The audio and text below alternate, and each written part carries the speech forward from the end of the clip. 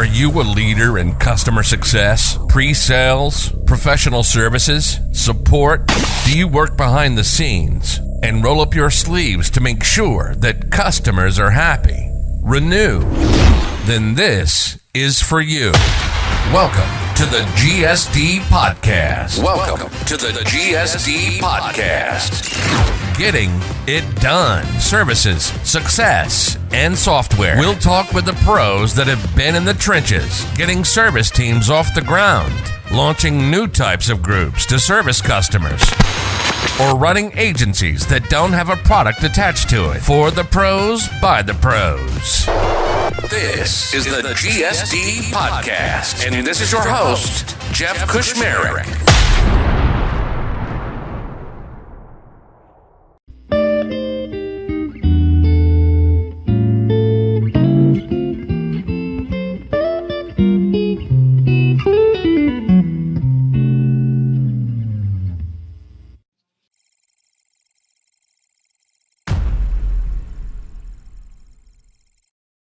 Hey there, it's Jeff.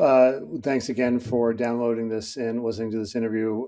Just last couple of guests have been awesome because I've been learning so much. Shari Srebnick is, she knows a lot about a ton of things, but we focused on the customer journey and where to have those listening points. And it was such a good interview, for me, because I sort of have my set ways of going about things and answers that I give around things like NPS and CSAT. And Shari was just dropping nugget after nugget of try this and make sure your strategy is intact, and why survey them if you don't have a strategy, and make sure your segmentation is correct. And it's just one thing after another. So break out your notebooks, take a lot of notes. Shari gives a masterclass here, and I hope you enjoy it. Thanks a ton. Hey, I'll do on this computer. All right, we are rolling. Shari Srebnick, did I get it? That's good. I'll take it. Okay. We were just chatting about 5 minutes about how to pronounce last names and all the torture we've been through growing up, but I'll go from there. We'll not go on that. So I met Shari on a Gain, Grow, Retain session about serving your customers. And, if you're from the East Coast, you like seeing other East Coast, especially like New York and Boston, because I think we just operate like at 45 where everybody else is on 33 for all you people just getting back into vinyl. So I'm like, hey, who's this fast talking New Yorker who really knows what's going on, right? So I reached out and said, hey, you were really passionate about that subject. I'd love you to bring the fire. To see if there's people who are, startup leaders starting up their CS, or just going through and doing an evaluation and seeing what's something that's missing in my tool set. So Shari, tell us a little bit about yourself, where you are and how you got there, and we'll go from there. Well, first, shout out to the East Coast. East Coast represent, right? Right, that's right. Get more done by now. No, forget it. Thanks, Jeff. So let's see. A little bit about me. I'm a native New Yorker. I think everyone that's heard me knows this by now. Yeah, you can pick up on that. I am currently the head of client success in the US for Searchmetrics. We're a global SEO, content marketing, search data company. I've been here a little over 6 years. What else can I tell you about me? I am passionate about CS. I mean, there's so many things, we're all not just one thing, but super passionate. What got you into CS? That's a great question. I have always been in client-facing roles. I had roles in the past that were sort of a hybrid, maybe more account management, because it was long before CS existed, and account management, or something that also had some new business responsibility. So I had that in my past, and it just wasn't for me. I didn't like having a quota over my head. I wasn't a hunter at all. I was much more comfortable in the farming role, like building the relationship, helping people achieve their goals, but then also, you can still be upgrading their business and selling, so to speak, even on the farming side of the house. It's just different, though. It's more consultative, and their business more, and that's a whole different thing. And then over the years, I wanted to make a transition in my career, and then I started seeing all these on LinkedIn, these customer success jobs. I'm like, what is this? Exactly. You Just know, blew up and over the last 5 years. Absolutely. yeah, and this was, gosh, going back a long time. Yeah. And I looked at the job descriptions. I'm like, oh, okay, yes, yes. And that's kind of where that's That's sort of awesome. how I ended up here. Yeah. True empaths, right? Like I was talking to I don't know if you know Diane Gordon. She was my boss, and she then went on. She was one of the first CS, people to start a CS org and everything. And I was like, what are the types of people that you hire, right off the bat? And she's like, when you're all in a room and it's hot, and you're the one who gets up and opens the window, and it's just that type of person, right? Like that's what I always think of when I think about CS and the type of people that get into it. So awesome. So I think for what we could talk about many things, but we decided We can. I know we talked about snow shoveling, but today we're going to talk about these sort of, as you call it, I love the term, like listening ports around the customer. Like there's the customer journey, and everybody focuses on, okay, the MQL comes in, deal gets signed after a couple different stages, and then it gets into the customer journey, or should we say the post-sale customer journey. And you were talking about sentiments and just how to survey your customers, just getting this overall feeling of the customer. And you get a lot more to say on this than I can. So I would love to, just give us your state on this and where you think this is now and where it should be.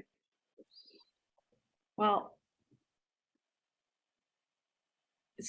listening, I mean, we all need to listen to our customers, right? I'll say this. I find, and I'm sure many can relate, that we sit in meetings in our own companies, right? And you're sitting in the room and you're thinking about all the things you want to do. Like, what are these initiatives that we want to do? And we're going to do this and we're going to do that. And if you take a step back and you just listen, you realize 9 times out of 10, you're talking about things from the inside out. What's going to be good for you and your company? And what you really need to be doing is thinking from the outside in. What do our customers need from us to be successful? And I think that's the first step, to start thinking about, before you're thinking about all these great initiatives, we should do this, we should do that. Mm-hmm. And we all have great ideas. I mean, the information out there is overwhelming, right? And I can admit I've been one of those people. Like, I've read a book or was in a Gain, Grow, Retain CS leadership office hours, or listened to a podcast. And I'm like, that's a great idea. And you get distracted from what you're doing. Yeah. And then you start thinking about, we should do this. But like, stop yourself. What do your customers need, right? But then how do you know what your customers need? Mm-hmm. Well, where's all the, you have to look, what data do you have, that you're looking at in terms of customer health, and, why people are churning? Do you know, what are your top risk reasons? Yeah. What are the top reasons that people canceled? So you can start gathering that data to understand, like, what can we do better so that we're not doing exit interviews because they've left us, right? We're doing a lot less of those because we're listening earlier on to be able to mitigate those things where we are not talking to them without, post cancellation. Right.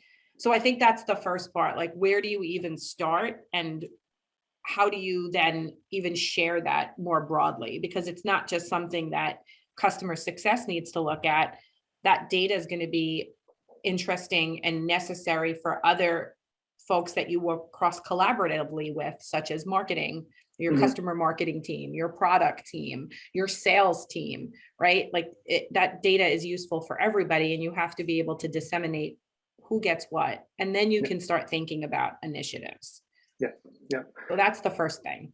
Yeah. It's funny because when I hear where do you start with this, everybody immediately goes to, oh, it's the NPS score, which just, might drive us crazy. But I'm like, exactly. Well, I wish everybody could have seen the look that I just got, but that's exactly what I say. People are like, or the one decision I get asked is, should it be NPS or customer sat? And I'm just like, well, I mean, you definitely need one of them, but it's like why don't you have both?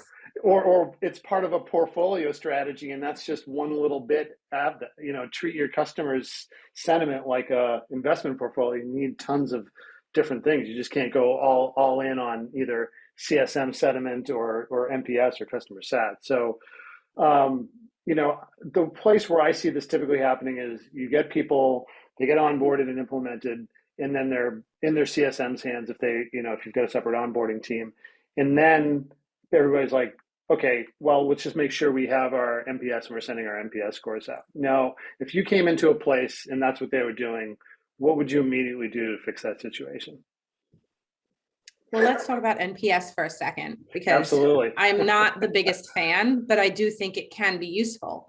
Yeah. But it's really, first of all, we all know it was designed for B2C, but now Right. B2B companies have decided to use it. Yeah. Now, I think you can make it more advantageous by asking a different question. If it still can only be one question, but how can you pose it in a way that might give you data that's going to be more, it's going to be better for you. But if you're going to use the general question of, would you recommend us to, to a friend or a colleague? Yeah. Then your whole survey is about loyalty and advocacy, right? It's just about loyalty. It's different. You're not, and you may not get any risk from it. Like there's a way to use the data and make it important, but you're not always going to use it to unnecessarily uncover the things you think you might need to uncover. And I don't think it's always deployed properly. Mm-hmm. So for example, things that I would want to see with, if you're going to do NPS, which a lot of boards want to see. It's one of those things. It's the board, they come in, they're like, yeah, we need to see NPS. And it's like, why? I'm not a big fan of it either, but I'm also realize some people that might be all that they can get and they need to start somewhere. So right. I'm trying to be cognizant of that. I would want to look at it by the different like what's your customer segmentation? So send it, make sure that data you sending it out by segment and even by cohort. So or end users, or your budget folks, the people that have that influence, like, are you getting it to a larger swath of the people at your customers, right? Maybe even by industry, if you serve different, a few different industries, I would want to have it, the data in different buckets, right? Yeah. Because, for example, if you're deploying it in-app, which a lot of people do, and in-app can be great because you're getting people in the moment. What happens there is you're only getting end users. You may not ever get the people that make the decisions and hold the purse strings. And absolutely. If their sentiment is different from the end users, you're going to have risk that you never knew about. And that's why it's also important to have other places along the customer journey, other listening posts for that data. But back to NPS. So you'd want to segment it, right? But then you look at your responses and everyone's like, oh, look, you hear from the 1s and 2s, right? And you hear from the 9s and 10s. The 9s and 10s, great. There's your loyalty and advocacy. Pass that on to marketing. Maybe there can be a testimonial or a case study or something that you can use, that your sales team can use for acquisition. Like there's lots of different ways you can use that data, right? That's always great. We always want advocacy. Yeah. But then the 1s and 2s and everyone flips out like, oh, they gave us a 1 and they wrote us a terrible, they answered the question and they wrote terrible things. But I would say that's an opportunity because they're still engaged enough to tell you that your baby's ugly, as I like to say. They could have said, screw you, I'm not even going to answer this. They could not even answer, but they're still engaged enough. So you have an opportunity to have a conversation with those folks. And oftentimes you could probably turn them at least into a passive. Yeah. I would work on that. But the bigger piece of the puzzle that people often miss is the middle, the ones that don't respond at all. And they're typically, I think, 7 times more likely to churn. The ones that are completely radio silent. Are they apathetic? What happened with them? I would want to see a list of all the folks that didn't respond and plan outreach to that. So ultimately, what you want to do to wrap that up, because that was a lot of info, is awesome. have a strategy and a plan for for how you're going to deploy NPS and what you're going to do with the data that you get after. Because then you say, oh, look, our score improved 8 points from last quarter. But what does that even mean? No one knows what that means.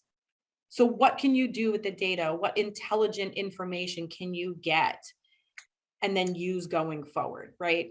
That's my feeling about NPS. But, like I said, I think it's more important to have other listening posts. And it doesn't even, you can call it a CSAT or you can call it anything, but it's getting customer sentiment at different places along the customer journey. Yeah. Where are some of your places where you get that maybe people don't know as much about? Like for me, I think most people know like, oh, go to your QBR and you should have some stuff and be ready to listen. And that's just your QBR. I feel like that's your stage 2, as in you just maybe implemented NPS and you're talking to the customers during your quarterly business or whenever you're able to do your business reviews. How do you feel about implementing them in other places, such like voice of the customer, or maybe I'm not even thinking of some, as along this path of listening, I'm probably very much junior as compared to some of the more creative ideas that you have.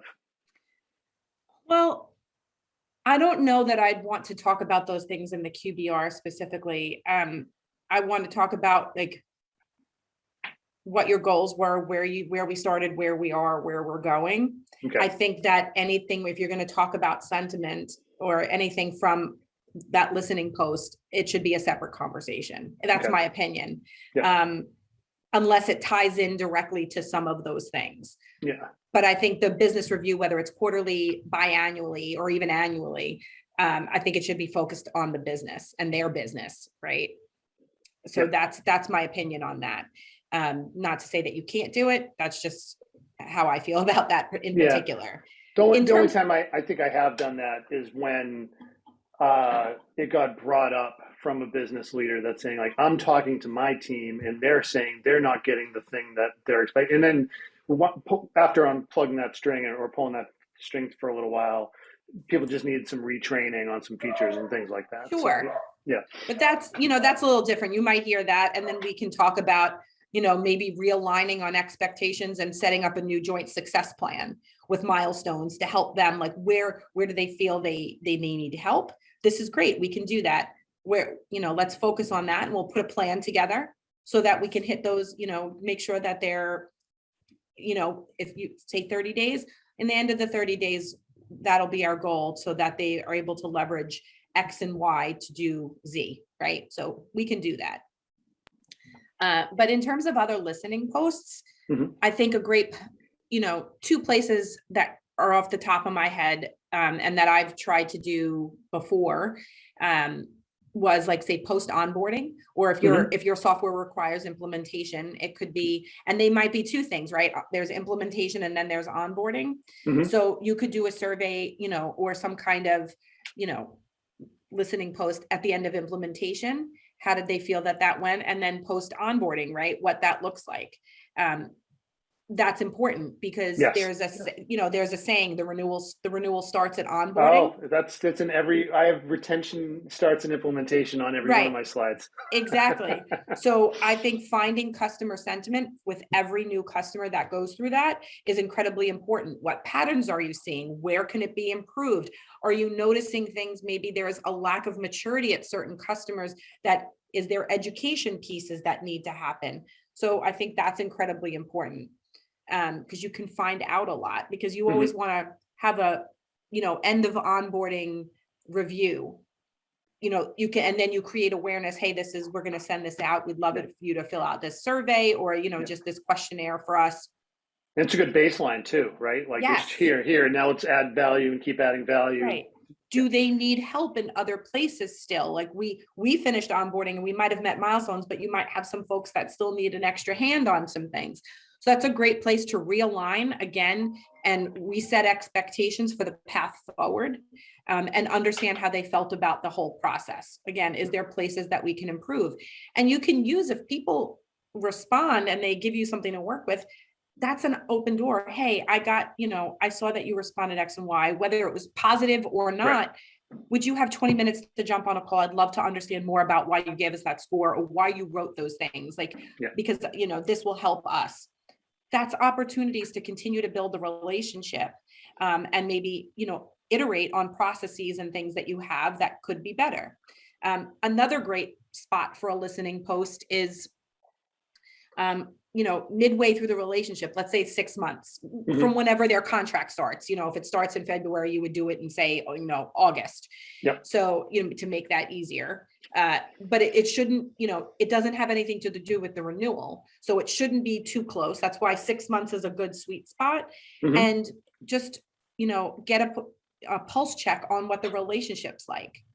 And, that should go not just to the people that are using it, to someone who signed the budget and all of those things. Like, how do they view you? I did a pilot last year for a small group of customers to test it out with Steve Bernstein of the Waypoint Group. Yes, I remember this. I think this is what we were chatting about. Yeah, before. so Yeah. Steve, like the logic in the survey and the questionnaire that we put together was really great. And one of the questions that I love, because it can uncover either some risk or potential opportunity, is how do you view whatever the company's name is, right? And they could be something like, vendor, solutions provider, strategic partner.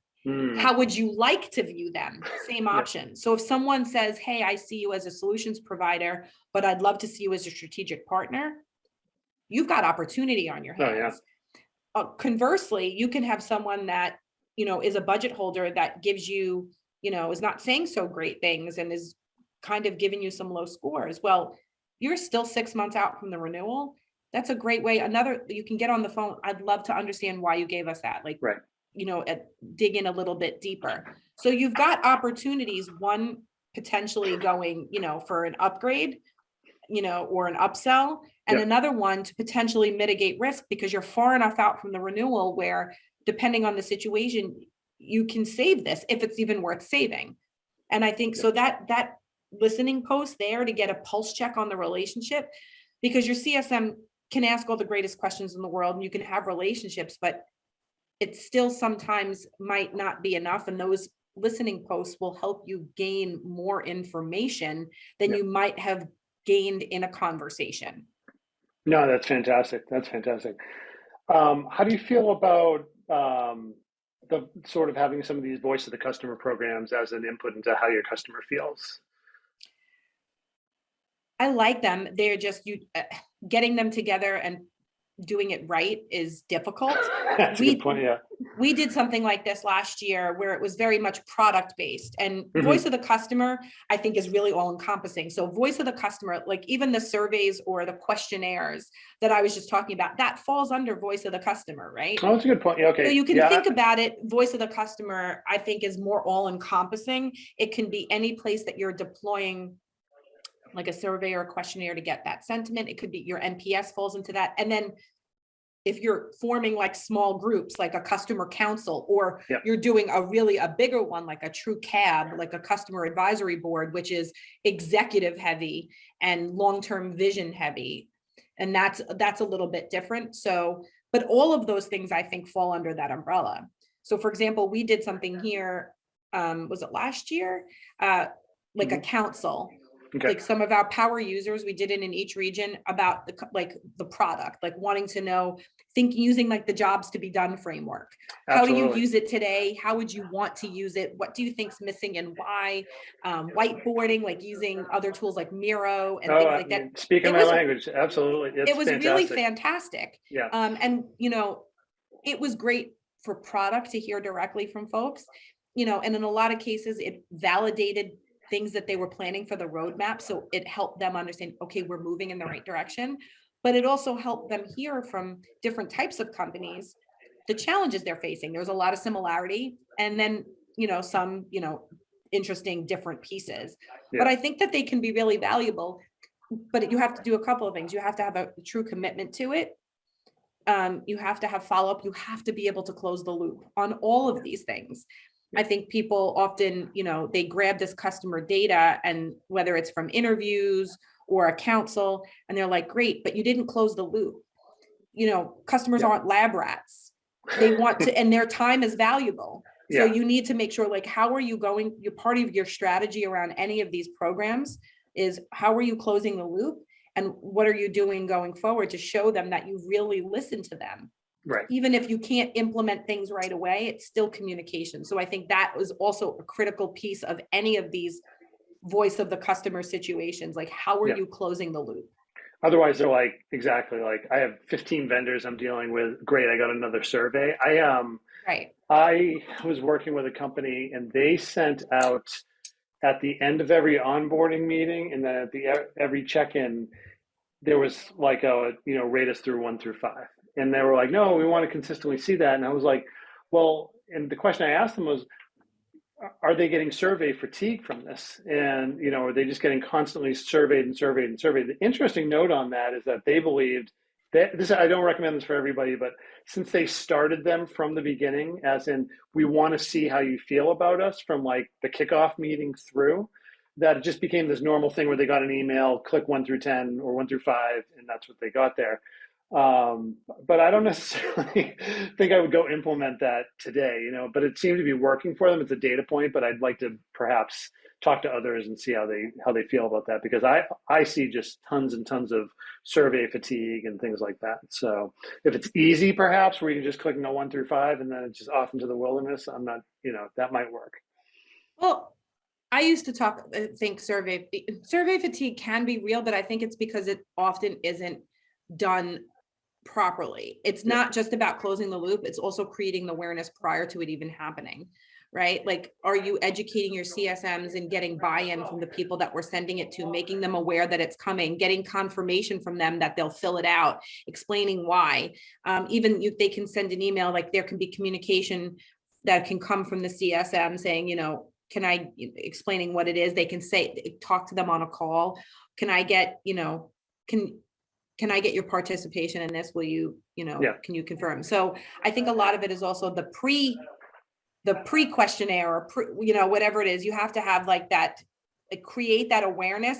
And it's not just about saying it once. You may want to do it at least twice, it's repetition, and then you can, and then send it out. So they're not just like, what is this? They're looking out for it. Right. And that kind of thing. And then it's reminders, like, it goes out.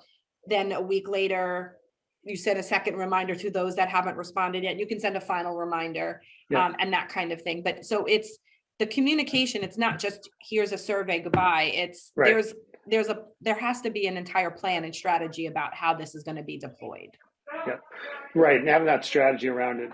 Side note, there's nothing worse than getting that survey monkey where you open up and it's 5 and then it says, oh, just click one more thing. And then it's like 15 more questions. And I'm like, oh my God, I can't do this. Like, do you have 5 minutes for a couple of, like, one extra question? And then it's like 37 questions. I'm like, what is happening here? Big text boxes. Like, I can't even like, no, it's just the worst and everything. Yeah. I'm seeing a big trend here, which is, don't put something into effect unless that you can be actionable upon it, right? Because then it's almost worse if you've gone and asked somebody like, hey, where can we help? And then there's just nothing, there's no response to it. And it's just like, I guess that didn't really do anything, right? But having a strategy. And then the other thing that popped into my head listening to all this is a lot of work.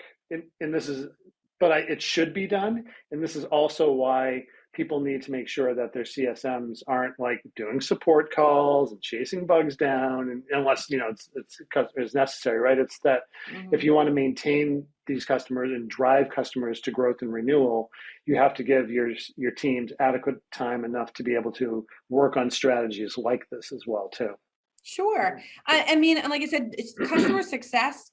And like those teams, whether it's enablement, ops, like the team itself, like implementation, they're not the only ones benefiting from this data. Like marketing can benefit from it.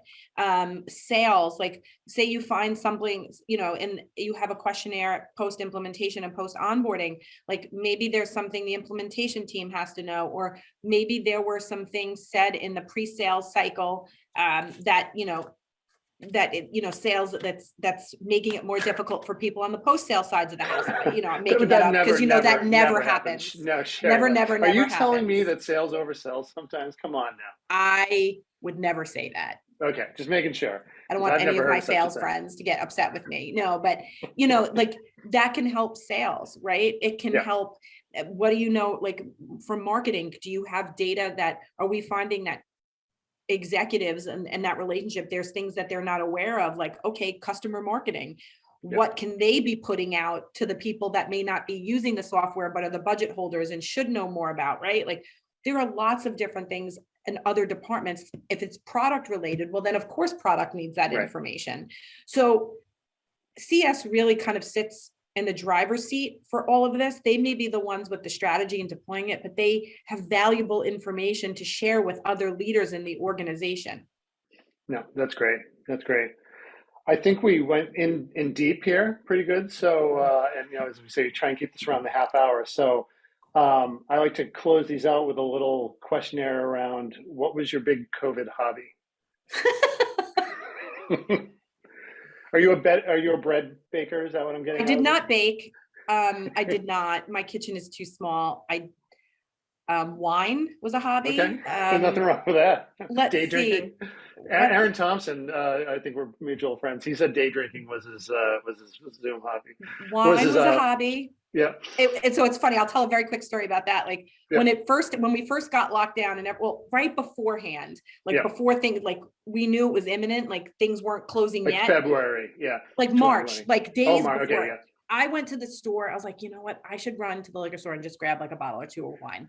And then I was talking to my group of friends and they were all ordering cases of wine. And I'm like, I didn't really have a lot of food in my refrigerator, but I felt more like I had more anxiety about not having enough wine because they were making me crazy, that I was like, I had to run back to the liquor store. And I didn't drink it all at once by no means, but I was like, this is ridiculous. What else did I do? I ordered all sorts of crafts off of Amazon. And I was Oh like, yes, yeah, my inner like 12-year-old came out. I was like coloring.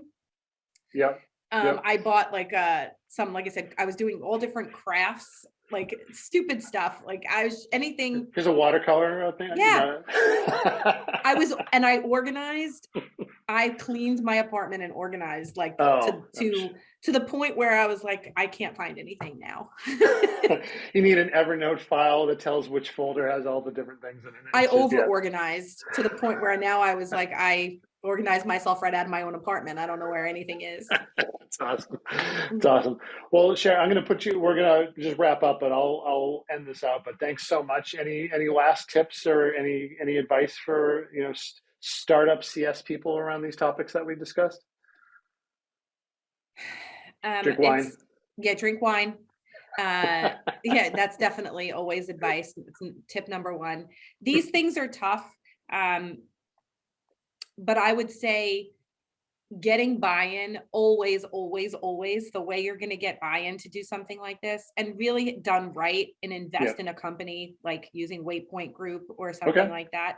I would say predict, like have a forecast of how doing this can improve your NRR or your churn rate, and tie it to results, because if you want budget for things like this, you got to speak the language of the people that that you're talking to. So tie it to what it can do, and how it can help.